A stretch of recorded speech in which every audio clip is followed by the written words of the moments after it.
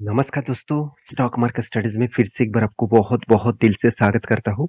तो आज मैं यहाँ पे बात करूँगा कुछ कंपनीज़ के बारे में, कुछ कंपनीज़ के डिटेल्स के बारे में, जहाँ पे कुछ गुड न्यूज़ भी आए हैं, कुछ बैड न्यूज़ भी है।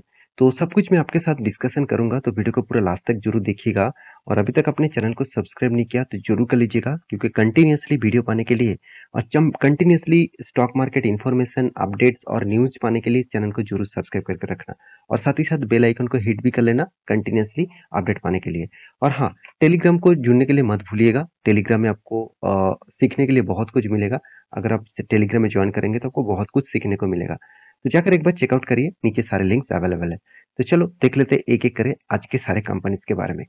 सबसे पहले मैं जिस कंपनी के बारे में बात करूँगा उसका नाम है इन्फोसिस। देखिए इन्फोसिस का सबसे मैं पहले मैं चार्ट पैटर्न दिखाना चाहूँगा क्योंकि इन्फोसिस के ऊपर एक अपडेट भी आया है और साथ ही साथ इन्फोसिस के ऊपर मैं चार्ट पैटर्न दिखा दूँ। देखिए आईटी सेक्टर के ऊपर लगातार प्रेशर है और उसी आईटी सेक्टर के ऊपर सबसे ज़्यादा प्रेशर है जो आईटी सेक्टर बैंकिंग के ऊपर डिपेंडेंट है।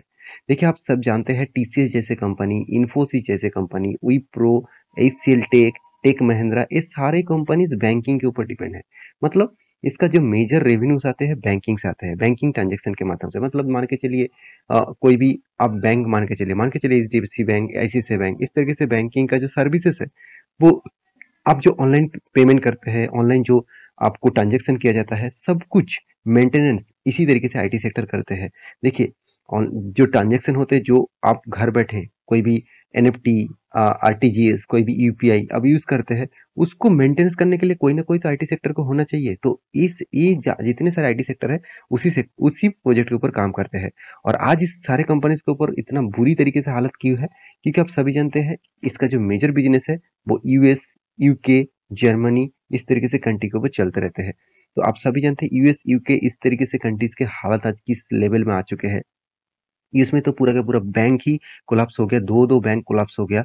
तो सोचिए जहाँ पे 2 बड़े-बड़े बैंक कोलैप्स हो रहा है तो वहाँ पे जो इंडियन कंपनी उस सारे बैंक्स के ऊपर काम कर रहे थे तो उसके ऊपर भी तो क्रैश होगा ना। तो इसीलिए देखिए लगातार गिरते जा रहे हैं। फिर भी आप कहेंगे सर क्या कंपनी बर्बाद हो जाएगा? ऐसे बिल्कुल भी नहीं। क्योंकि इन्फोसिस और टीसीएस जैसे दिग्गज कंपनी सिर्फ यूएस मार्केट के ऊपर डिपेंडेंट नहीं है, वो बाकी मार्केट के ऊपर भी डिपेंडेंट है। हाँ, एक एक अच्छा खासा रेवेन्यू वहाँ से जनरेट हो रहा था, ये सबसे बड़ी बात है। रही बात इस कंपनी के चार्ट पैटर्न की, देखिए एक मैं ट्रेन लाइन ड्रॉ करके दिया, इस ट्रेन को मत भूलिएगा, इस ट्रेन को आपको मैं टेलीग्राम में अपडेट भी दे दूंगा। इस ट्रेन को नीचे अगर ट्रेड करे, इसके नीचे अगर ट्रेड करना लग गया और 200 डेज, ये जो 200 डेज ई में दिखाई दे रहा है ना, इस 200 डेज ई को भी अगर ब्रेकआउट करे, सॉरी ब्रेक डाउन करे, तो एक भारी भरकम गिरावट आपको देखने को मिलेगा। तो कौन सा लेवल तक आएगा वो टेलीग्राम में मैं अपडेट दे दूंगा, जाकर टेलीग्राम में चेकआउट कर सकते हैं। रही बात इस कंपनी के ऊपर जो न्यूज आया है वो न्यूज आप ध्यान से देख सकते हैं। यहाँ पे द इकोनॉमिक टाइम्स के ऊपर इस न्यूज को पब्लिश किया गया। तो मैं सबसे पहले पूरा क्रेडिट दूंगा इस इकोनॉमिक टाइम्स के ऊपर।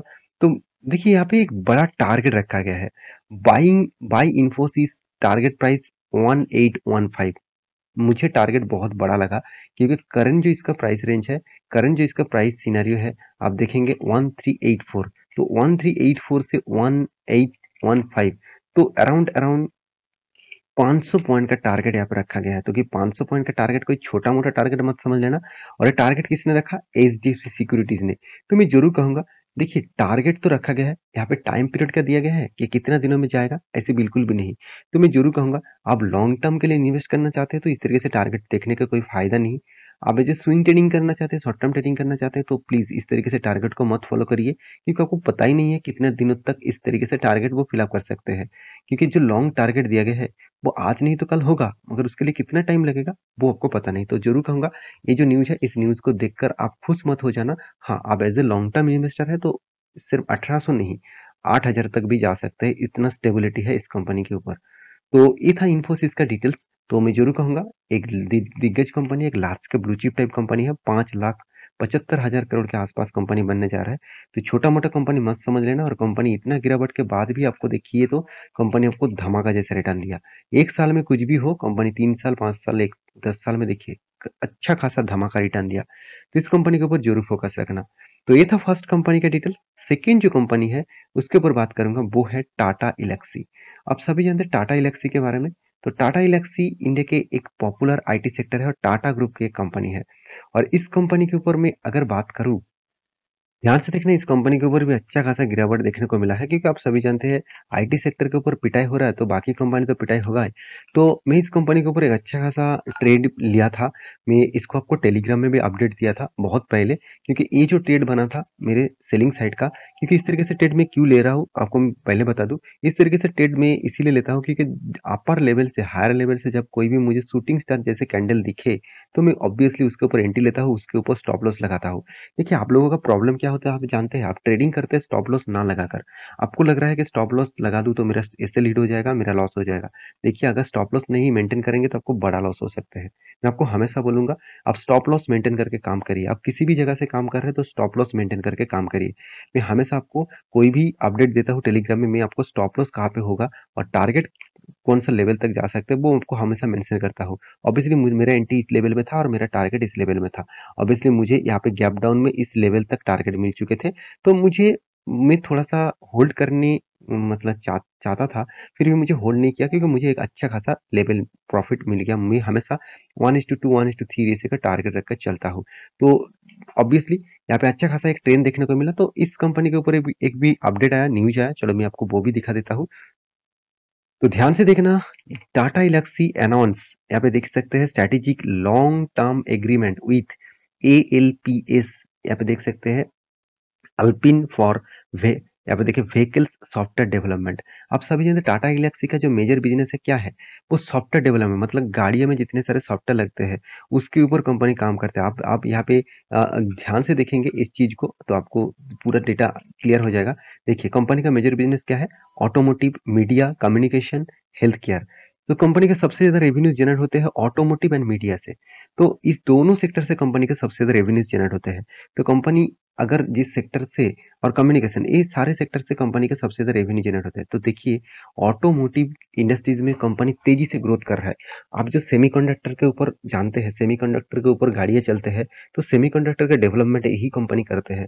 तो मैं जरूर कहूंगा इस कंपनी के ऊपर फोकस रखना, और कंपनी सिर्फ इंडिया में नहीं, जियोग्राफिकली देखा जाए तो 36% रेवेन्यू कंपनी को यूरोप कंट्री से आते हैं, साथ ही साथ अमेरिका से 36%, और यही सबसे बड़ा वीकनेस का कारण अभी बन चुके हैं, स्टॉक के ऊपर गिरावट का कारण बन चुके हैं।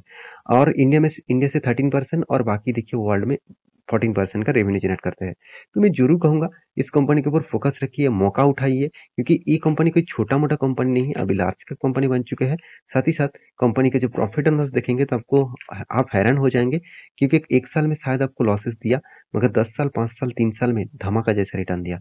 तो मैं जरूर कहूंगा इस कंपनी के ऊपर फोकस रखिए, क्योंकि यहाँ पे एक बिग डील हो चुके हैं, और वो भी डील आप देख सकते हैं, ये कंपनी जापान के साथ कोलैबोरेट करें। देखिए, इंडिया के लिए एक गर्व की बात है। देखिए, जापान जो टेक्नोलॉजी से बहुत आगे है, तो फिर भी इंडिया से कोई कंपनी जापान की टेक्नोलॉजी के ऊपर काम कर रहा है और जापान को मतलब कंपनीज के ऊपर वो काम कर रहा है, तो ये सबसे बड़ी बात है।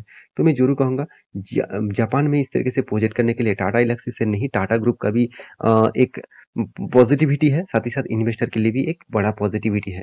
तो टाटा एल्क्सी के ऊपर जरूर फोकस रखना। आपके पास टाटा एल्क्सी जैसे शेयर है तो आपको चिंता करने का जरूरत नहीं, अच्छा खासा एक बेस्ट कंपनी माना जाता है इस कंपनी को। तो थर्ड जो कंपनी है उसका नाम है सिरिका पेंट लिमिटेड। तो सिरिका पेंट्स लिमिटेड जो है वो एक देखा जाए तो पेंट इंडस्ट्रीज से भी बिलोंग करते हैं, साथ ही साथ खुद का ट्रेडिंग का भी बिजनेस है। ट्रेडिंग का बिजनेस मतलब कंपनी खुद का प्रोडक्ट सेल भी करते हैं। तो याद रखना, इस कंपनी का जो बिजनेस मॉडल्स है वो आप देख सकते हैं पेंट इंडस्ट्रीज में बिलोंग करते हैं। तो कंपनी पेंट मतलब कौन सा पेंट प्रोडक्ट, देखिए जो फर्नीचर के लिए पेंटिंग किया जाता है उस तरीके से पेंटिंग्स के ऊपर कंपनी काम करते हैं। तो कंपनी का जो मेजर बिजनेस है आप देख सकते हैं, वॉल पेंटिंग के ऊपर भी कंपनी काम करते करते हैं। साथ ही साथ यहाँ पे देखिए इटालियन वुड मतलब कोटिंग, जो इटालियन वुड कोटिंग मतलब जो फर्नीचर होते हैं उसके जो कलर कोटिंग किया जाता है, तो उस तरीके से मटेरियल्स भी कंपनी बनाते हैं। तो इस कंपनी के बारे में आज क्यों बात कर रहा हूँ, सबसे पहले यही सबसे बड़ी कारण बन के आ चुके हैं। आप देख सकते हैं कंपनी का कलर जो स्लाइडर्स है, मतलब जितने सारे वुडन के ऊपर टेक्सचर लगाया जाता है, जितने सारे वुडन्स के ऊपर प्रोडक्ट लगाए जाते हैं, तो उसी का ही प्रोडक्ट कंपनी बेचते हैं। तो ये कंपनी छोटा सा कंपनी है, बड़ा कंपनी नहीं है। करीबन करीबन 1700 करोड़ के आसपास इसका मार्केट कैप है, छोटा सा कंपनी है। इतना जल्दबाजी मत करना इस कंपनी के ऊपर निवेश करने के लिए, क्योंकि बाकी पैरामीटर आपको जानना है तो जरूर मुझे कमेंट करना। तो इसके ऊपर गुड न्यूज़ क्या है? गुड न्यूज़ है कंपनी फिर से एक बार बोनस अनाउंसमेंट कर चुके हैं। 1:1 रेशियो का बोनस मिलेगा। तो आप कहेंगे सर यहाँ पे 2019 में 1:2 रेशियो का बोनस दिया था, तो यहाँ पे कोई डेट नहीं दिख रहा है। तो मैं आपको बीएससी के वेबसाइट में ये जो डेटा है आपको डाउनलोड करके दिखा रहा हूँ। देखिए कब 29 तारीख को, मार्च का 29 तारीख में बोर्ड मीटिंग होने वाले थे और बोर्ड मीटिंग हो चुके हैं और बोर्ड मीटिंग में यही डिसाइड किया गया है। बोर्ड यहाँ पे देखिए, the board has recommended the issues of bonus share 1:1 का मतलब एक के बदले एक शेयर मिलेगा। तो ऑब्वियसली यहाँ पे कंपनी फिर से एक बार बोनस इशू कर रहा है। 10 रुपये के फेस वैल्यू के हिसाब से कंपनी स्प्लिट नहीं किया, कंपनी फिर से एक बार बोनस देने का अनाउंसमेंट किया। तो बोनस के चक्कर में किसी भी कंपनी के ऊपर निवेश मत कर लीजिएगा। आपको एक के बदले एक शेयर मिल रहा है, आप खुश मत हो जाना। प्राइस भी 50% एडजस्टमेंट हो जाएगा। तो ये था 3 कंपनी के डिटेल्स। तो मेरे इस तरीके से डिटेल्स आपको कैसा लगता है जरूर कमेंट करना, और इसी तरीके से कंटिन्यूअसली वीडियो पाना चाहते हैं तो चैनल को सब्सक्राइब भी करना। मिलते हैं नेक्स्ट वीडियो में, तब तक के लिए अच्छे से रहिए, अपने ख्याल रखिए।